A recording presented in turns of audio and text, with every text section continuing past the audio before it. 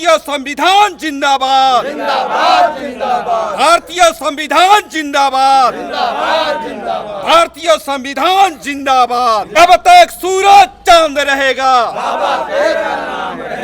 जब तक सूरज चांद रहेगा।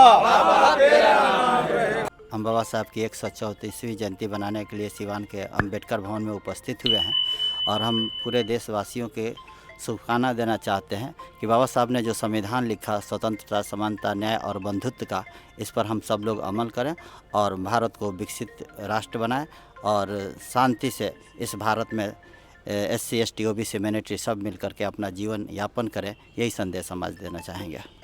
लगभग आज के दिन सभी SC ST बस्ती में जहां बाबा साहब के चाहने वाले लोग हैं, आज के दिन में कार्यक्रम हो रहा है। बाबा साहब की 134वीं जयंती पर सिवान की धरती से पूरे भारतवर्ष में निवास करने वाले सभी लोगों को बाबा साहब के संविधान से सम्मान जो मिला है, सबको इनके जयंती पर हार्दिक क्रांतिकारी जय भीम अभिनंदन करता हूं।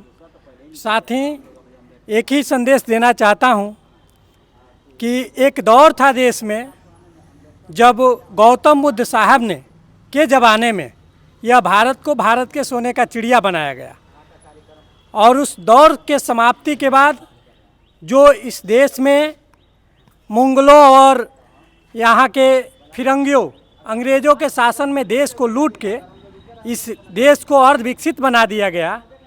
पुनः बाबा साहेब भीमराव अम्बेडकर ने जो संविधान दिया है, मात्र अब एक वही ताकत है कि उस संविधान के रास्ता से चल के भारत को पुनः सोने का चिड़िया बनाया जा सकता है। बाकी जितने लोग ढोंग कर रहे हैं कि 2024 से लेकर 27 तक भारत को विकसित बना देंगे और एक तरफ भगवा लहरा रहे हैं और आम आवाम को कष्ट पहुंचा रहे हैं, तो उससे अब भारत सोने का चिड़िया बनने वाला नहीं है। अडानी अंबानी के पॉकेट में को भरना और जनता के पॉकेट को खाली करना, ये नीति नहीं चलेगा। अब हम लोग यह मांग कर रहे हैं कि पूरे देश के नौजवान और यहाँ के नागरिक एकजुट होके बाबा साहेब के संविधान को केवल देश में लागू करवा दिया जाए और उस रास्ते पर चल के इस भारत को विकसित बनाया जा सकता है। धन्यवाद। आज 14 अप्रैल को यहाँ पे अम्बेडकर भवन में आप लोग उपस्थित हैं और काफ़ी जो जनसंख्या दिख रही है और काफ़ी लोग यहाँ पे आकर के बाबा साहब को माल्यार्पण करके जा रहे हैं। नौजुवकों को क्या संदेश देना चाहे, क्योंकि आप एक नौजवान नेता हैं और नौजवानों को हमेशा पक्ष रखते हैं? देखिए मनीष बाबू, सबसे पहले मैं आपको धन्यवाद देना चाहता हूँ कि आज बाबा साहब की इस जयंती के अवसर पर आपने कवरेज करने का काम किया और मैं पूरे देशवासियों को बधाई देना चाहता हूं, हर एक इस देश के जनता को बधाई देना चाहता हूं, क्योंकि बाबा साहब ने अकेले किसी दलित के लिए काम नहीं किया। आज जो नौजवानों को भ्रमित किया जा रहा है, मैं आपने नौजवान का बात कहा इसलिए मैं नौजवान पर ही बात करूंगा। आज नौजवानों को भ्रमित किया जा रहा है। आप जगह जगह देख रहे हैं कि नौजवान इस बात से डाइवर्ट हो रहे हैं कि बाबा साहब केवल दलितों के लिए काम किया, जबकि यह षड्यंत्र जो है इस सामंतवादी विचारधारा के लोग ही हमारे बच्चों के दिमाग में परोसने का काम कर रहे हैं। आप देखिए, हम आ रहे थे गांव से, तो जितना RSS के कैडर के स्कूल है सब विद्यालय चालू है और उसमें जो भी दलित थोड़ा सा सक्षम है वो अपने बच्चों को पढ़ा रहे हैं। आज उस स्कूल को खोल के ये लोग क्या साबित करना चाहते हैं? यही ना साबित करना चाहते हैं कि आज कोई प्रोग्राम नहीं है, कोई कार्यक्रम नहीं है। जबकि यह हम एक सरकारी स्कूल के बच्चा से पूछे कि बाबू आप लोग काहे अभी जा रहे हैं, कुछ बताइए, तो बच्चा बोल रहा है क्या सतुआनी का कि क्या कहा कि या छुट्टी है।